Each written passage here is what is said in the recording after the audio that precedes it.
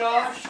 I'm not sure if my speech is really ready, but I've got enough drink in me to fumble my way through the next 5 minutes. Alice, you can do that line later if you like. I'd like to point out that Mark, being so nice and fantastic, and just a wonderful guy, makes writing an embarrassing best man speech a little bit more difficult. But here you go.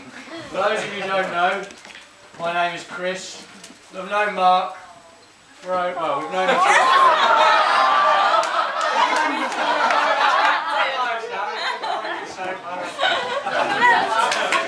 Although we have some differences.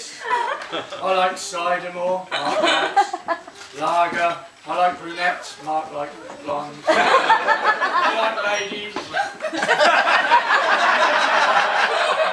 no, really, I am honoured to be Mark's best man, really, because he's a fantastic chap. Well, I did have to ask a few questions about the selection process in advance, and it turned out that at first he went to his best looking friend and asked his best looking friend if he'd be his best man, and he said no.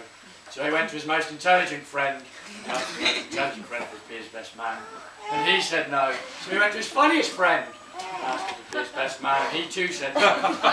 And then he came to me and asked me if he'd be his best man, and I thought, well, I can't say no for a 4th time.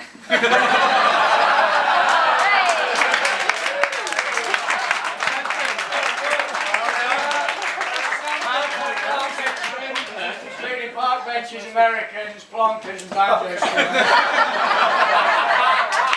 I won't mention any of them.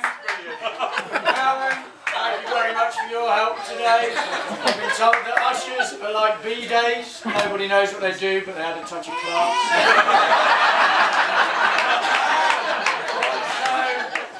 Thanks to all the people that were camping and helped out with making the ceremony area so nice. Pete and Sam, Richie, whoever shoveled some food today. All thanks to you, that was very good.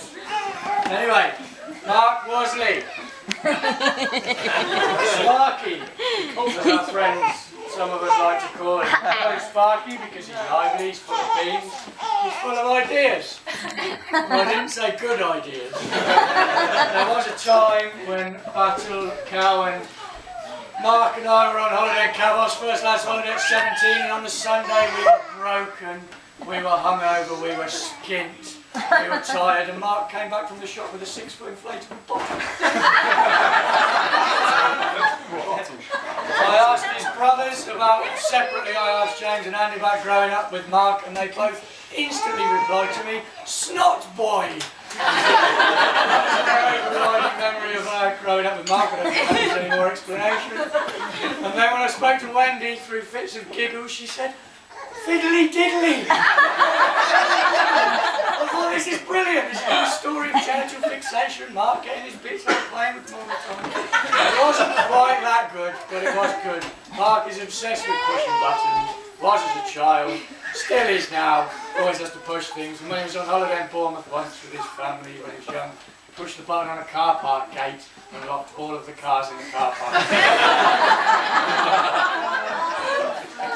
So I asked people for Mark's stories, and I think that Andrew Battle came up with the best quote. He said, you know, just honestly, this is a bit difficult because really though, Mark's never been a liability. And he was quite right, to be honest. He's not been a pain in the backside like a lot of people. But you did enter the world in high drama, didn't you, Mark? No, do you remember it? Wendy was in France, strolling along the beach, just 6 months pregnant, happy as can be when she felt the beginnings of labour coming on. So they went back to the chalet and they phoned a doctor. The doctor wouldn't even phone an ambulance till he'd had full payment. The ambulance came, the ambulance picked up pregnant Wendy. In the back of the ambulance, they were involved in a crash. Wendy even came off the seat, I think, and ended up comforting the nurse that was in the back of the ambulance. They got to hospital, and Mark was born, and he was very premature. I think he was 4 pounds, was he? Just 6 months into an incubator, he went down to 2.5 pounds. He was moved 40 miles away from Wendy, and Wendy was too poorly to travel for a bit. He wasn't good, but he was going and he was fighting. First, Wendy wasn't allowed to return to England, but eventually they said as long as she flew and didn't go on the ferry, she could come back to England. Came back to England, got picked up at Heathrow, was involved in another car crash. She was picked up at Heathrow, and then finally she got home and set about bringing her baby back. She contacted the Red Cross, but they couldn't help, and they put her in touch with the St John's Ambulance. And the St John's Ambulance chartered an AA air ambulance just to go to France and pick Mark up. And they also got a midwife and a nurse to go as well. It even had an operation name and everything. It's called Operation Stork.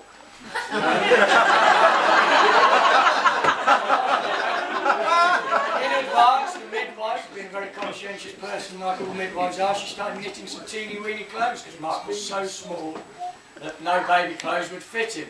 So the only problem was she only had pink thread left. They got to France, they went to the hospital, and I've just learned this news about 30 minutes ago. When they got there to pick up Mark, John was given the wrong baby, and it was only that he pointed out to the hospital, this isn't the same as the John that we left.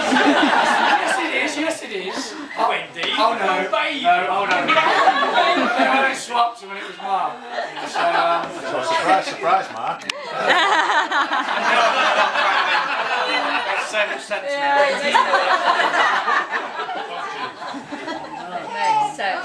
Wendy looks like us. Mark, incubator 13 on the tarmac in France. That's a privately chartered plane to bring him back to the UK. Amazing. There was one last interruption by possibly those blokes there as they were taking him along. They stopped and said, "Well, Tom, Mrs. Wasley, so he's a problem. His passport, it's C. Mark Wasley, he's a boy. He's all in pink. How is this possible? He is a boy." So they went into the incubator, opened up his nappy, and after quite a long rummage around, they eventually found him.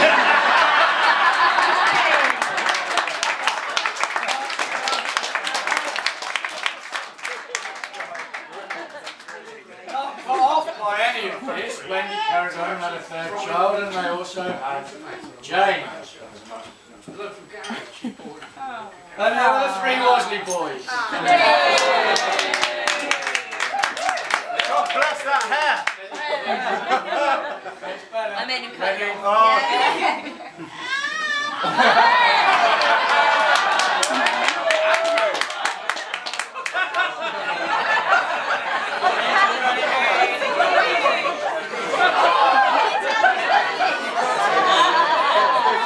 best looking one. I'll be very lucky to have 2 such caring brothers who are always there to love and support him and be good like big brothers should. Like the time when James and Andrew put him in a pram and pushed him along until he tipped and cracked his head and had to go to casualty. That's a bad example. But there was a time when Andy had upset him so much that Mark was chasing around the kitchen with a kitchen knife and stabbed it in the door and got it stuck on the anyway. Carry on. He does know. Random fact, Mark auditioned to be the Milk Bucket.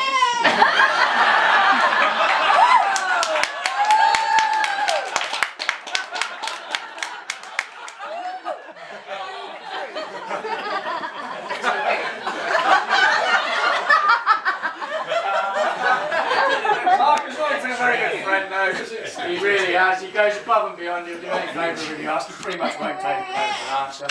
Sometimes he does get a bit overly keen though, like the time when Tambo very kindly gave him Mark a lift in Northampton to pick up Mark's first car, which was a Saxo. Saxo, yeah. Pick up his new Saxo, and within 5 minutes of getting in the car to return, Mark very nicely at around about drove into the back of Tambo. That was Amy's fault. There was also Mark went to Krispy Kreme for a bit, and once there was a crying child in the shop, and we tried to comfort him by patting him on the head. After the children left, the manager took him to one side and said, "Mark, you mustn't touch the children." I think that's what the judge said as well, wasn't it? Not pat small boys on the head.